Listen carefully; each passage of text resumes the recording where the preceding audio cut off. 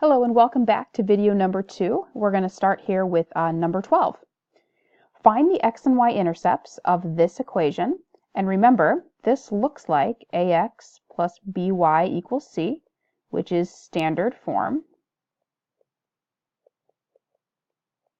And what we did in class the long way was if I wanted to find my x-intercept, I remembered that along my x-axis, y is always 0. And if I want to find my x-intercept, which is along my y-axis, the x is always 0.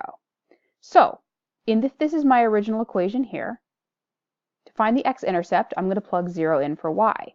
So we'd have negative 8x plus 6 times 0 equals negative 24.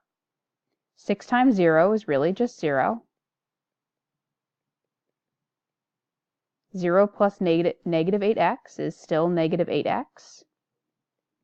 If I divide by negative 8, I would get x equals 3. But as an intercept, that would be the point 3, 0. If I want to find my y-intercept, x is always 0. So in my original equation, I would plug in 0 for x. Negative 8 times 0 is 0, plus 6y equals negative 24. 0 plus 6y is 6y. If I divide by 6, I'd get y equals negative 4.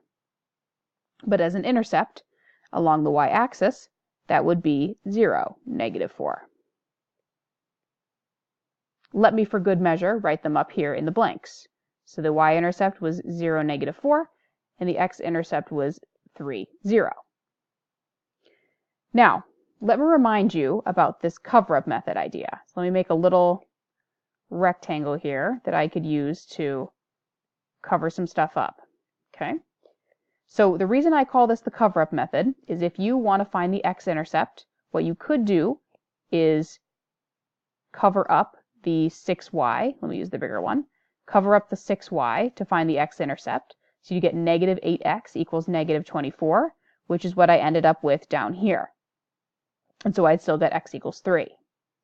If I want to find the y-intercept, I cover up the x value, or the negative 8x. So I'd get the little mini equation 6y equals negative 24. And if I solved this mini equation, I would get y equals negative 4 again. So now if I actually wanted to graph my line, a line only needs 2 points. This first point on the x-axis is at 3, 0, which is right here. This point on the y-axis is down to negative 4. In order to draw my line, I was going to connect these 2 dots. My line probably could have been a little bit straighter, but it'll get the point across. So that's how you graph with x and y intercepts.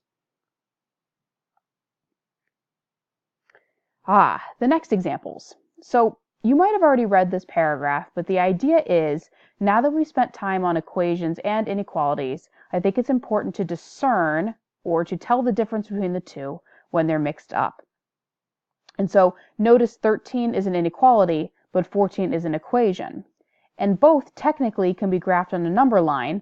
Inequalities are going to have the dotted or the open or closed dot and the shading, and the equations are just going to have 2 dots. But again, it's important to discern. So if I looked at number 13, my goal is to get x alone, just like an equation. So let me distribute that 5, and let me distribute the negative 1/2. So here, that would be negative 10 minus 10x is greater than negative 1/2 times 20 is really 20 divided by negative 2. So that would be negative 10x. Then negative times negative is a positive. Half of 8 is 4. So again, if my goal is to get x alone, if I add 10x to both sides, I notice that this combines to be 0 as well as that. So I'm left with negative 10 is greater than 4. Now this statement right here, negative 10 is never greater than 4. So this statement is false, which means that my answer is no solution, and my number line is left completely blank. Number 14, I'm going to simplify again by doing the distributive property first. So I'd get 2x minus 14 plus 8 equals 5x minus 10 minus 3x plus 4. Now on this side, I can combine some like terms. I can combine those, and I can combine these. And on the left side, these are like terms. So if I simplify, I'd have 2x minus 6 equals 5x minus 3x is 2x. Negative 10 plus 4 is also negative 6. Now, what's interesting is just like the previous example, if I subtract the two x's, this time I don't have an inequality, but I do have the statement 6 equals negative 6. This statement is always true no matter what. Negative 6 always equals negative 6. So that means that, again, this statement is true, which means my answer is all real numbers, which means that my number line, even though it's an equation, could still be represented by everything possible, so you would shade the entire number line. All right, the next example, still a mix of equations and inequalities. So number 15. So the equal sign looks like an equation to me. So my goal is to get y alone. And if I have a big fraction, let's remove the denominator. So the 7's being divided, so let's multiply both sides by 7. So I'd have y minus 3 equals negative 8 times 7, which is negative 56. My last move would have to be adding 3 to both sides. So it looks like my final answer will be y equals negative 53. And on a number line, 0, 53, negative 53, all I'm doing is graphing this particular point because this is not an inequality. So my answer is just at negative 53. Number 16, we do have an inequality, but my goal is still to get x alone. So let's first do that. Let's subtract 7 from both sides. So you'd have 4/3 x is less than negative 9 minus 7, which is negative 16. Because this fraction is multiplying x, we are definitely more than welcome to use the reciprocal on both sides. So you'd multiply this side by 3/4 and multiply this side by 3/4. We did not multiply by a negative, so the inequality does not flip. We have x is less than negative 16/1 times 3/4, which if multiplying across, we would get negative 48/4. 48 divided by 4 is 12, so that means that a negative divided by a positive would get me a negative 12. So this is my answer algebraically. In terms of a graph, we would have 0 in the middle. Let's just again do 12, negative 12. Because there is the negative 12 is not included, there's no line. It would be an open dot on negative 12, and it's less than that, so it's going to be towards the negatives.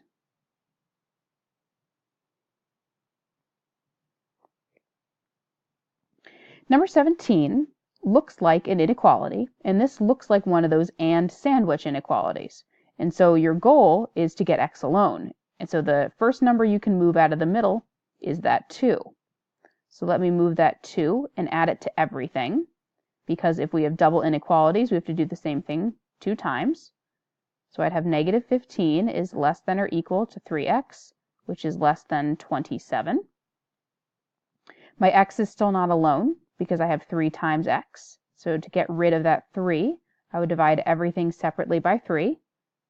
So I'd have x is between 27 divided by 3 or 9, and it's also greater than or equal to negative 5. So in terms of a graph, you might remember that we have to graph both of these at the same time. So this part here just says x is less than 9. So let me put 0 here, let me put negative 5 here, and negative 9 up here. So if I want to graph this portion, we would have less than negative 9 going towards the negatives. And if I wanted to graph this portion of it, that says x is greater than or equal to negative 5, which means I have a closed dot and up. And because this is an and problem or an and sandwich, we're really looking for overlap. So if you picture pushing these two things together, your overlap will be between negative 5 and 9, shaded in the middle.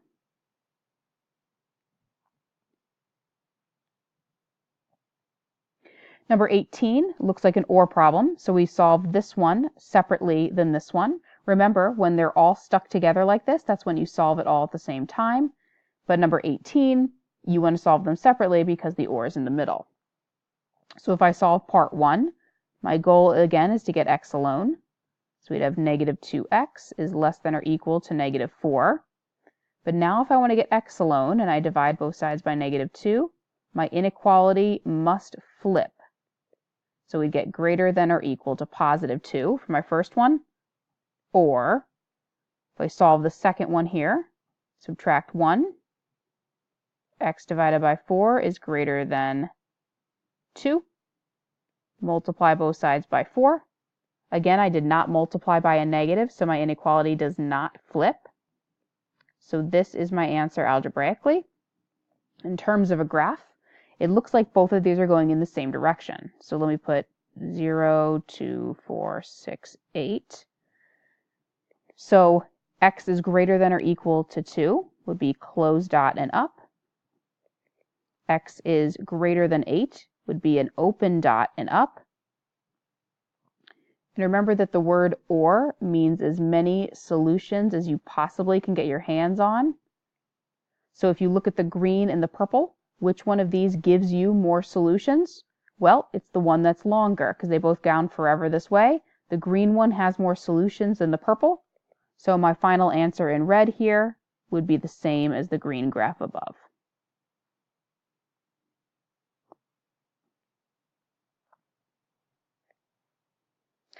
The next ones here, again, we're going to absolute value equations or inequalities. So some of them have equations and some of them have inequalities. I think it's good to mix them up at this stage to help you eventually for the final exam. So number 19 and 20, remember your goal is always to get the bars alone. So if we looked at number 19, it looks like we are adding a negative 4 and then multiplying the bars by 3. So the least attached number that we can move first is the 4. So let's get rid of that by adding. So we have 3 times the absolute value of 2x minus 2 equals a positive 24. Remember that you cannot distribute this in. Instead, we need to get the bars alone. So we would divide both sides by 3, get the absolute value of 2x minus 2 equals 24 divided by 3, which is 8. And at this stage, we have the phrasing, distance is positive. So because this is a true statement, we can find our two possible answers. Remember, if in here is positive, we would have 2x minus 2 equals a positive 8. But it's possible that the number in the bars originally was negative. So that means that 2x minus 2 could have been negative 8 to get a positive 8 out, because distance is always positive.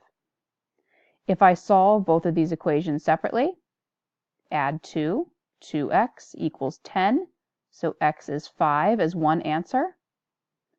If I solve this one and add 2, I would get 2x equals negative 6. If I divide by 2, that means that another possible answer for x is negative 3. So on the number line, 0, 2, 4, 6, negative 2, negative 4, negative 6. If I were graphing these possibilities, 5 would be right in between of 4 and 6, and negative 3 would be right between here. So this would represent graphically what two places are possible. And so these two answers, if you plugged them back into the original equation, would make it true. Last one we're going to do on this video is number 20. And if my goal, even though it's in an inequality, we still want to get the bars alone. So if I subtract 11 on both sides, I will get the absolute value of x minus 2 is greater than or equal to negative 5. Now this right here should give you pause. As soon as you see a negative here, it should scream to you that you have one of the two unusual situations. So here's what we have. Distance is greater than or equal to a negative. Distance is always positive. So you have a positive number being greater than or equal to a negative number. A positive number is always greater. So this is true, which means my answer is all real, which means that I can fill in the entire number line.